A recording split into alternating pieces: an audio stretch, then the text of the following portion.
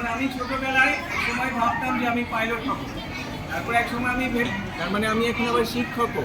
তো যার কারণে তোমরা এখন যেটা ঠিক করেছো সেটা যখন বড় হবে তখন অনেক কিছু শিখতে থাকবে, তার সাথে সাথে বের করার চেষ্টা করবে তুমি নিজে কোন কাজটা তোমার ভালো লাগে, কোন কাজটা তোমাকে আনন্দ দেয়, সেইভাবে নিজেদের পড়াশোনা করতে থাকবে। এবং আমি বিশ্বাস করি একসময় তোমরা সবাই যে যেটা হতে চেয়েছো, যে যেই কাজে ভালো সেই কাজটাই করতে পারবে। আচ্ছা, ইনশাআল্লাহ। Thank you. আর আরেকটা জিনিস আমি একটু বলি, সেটা তোমরা অনেকেই ছোট আছো, আবার কেউ কেউ আবার একটু বড় আছো। বিজ্ঞানীরা যেটা করে সেটা হচ্ছে ন্যাচারাল লগুলিকে ফাইন্ড আউট করে। যেমন সবাই চুম্বক দেখেছো না? আচ্ছা, ম্যাগনেট কি সব পদার্থকে আকর্ষণ করে?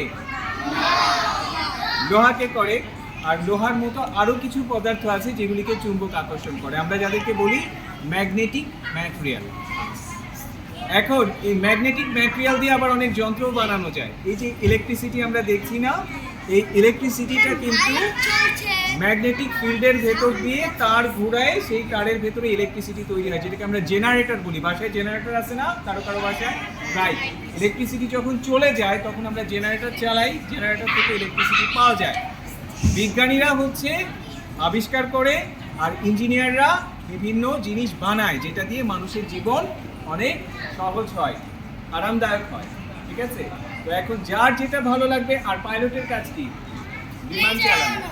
রাইট। বিখ্যাত চিত্রশিল্পী হবে।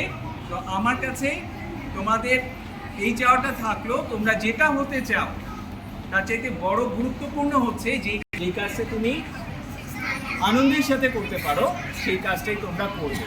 তাহলে আমার বিশ্বাস তোমরা ভবিষ্যতে অনেক বড় হতে পারবে।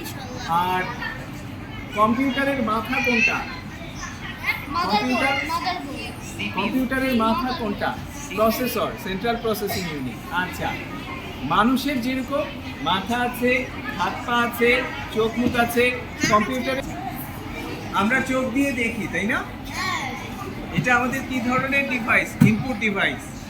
আর আউটপুট ডিভাইস, এই যে আমি কথা বলছি না, আমি ব্রেন দিয়ে চিন্তা করছি। তোমার নাম কি? ফায়াদ।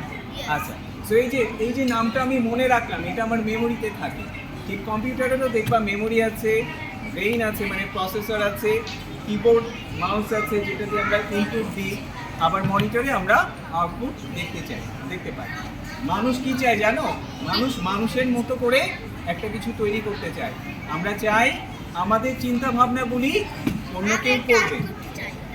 যার কারণে দেখো এখানে কি লেখা আছে? Artificial intelligence. ইন্টেলিজেন্স কার থাকে? মানুষের। আর আমরা কি তৈরি করতে চাই?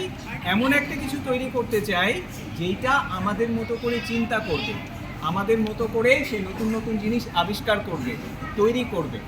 ঠিক আছে? এই জিনিসটাই হচ্ছে আর্টিফিশিয়াল ইন্টেলিজেন্স।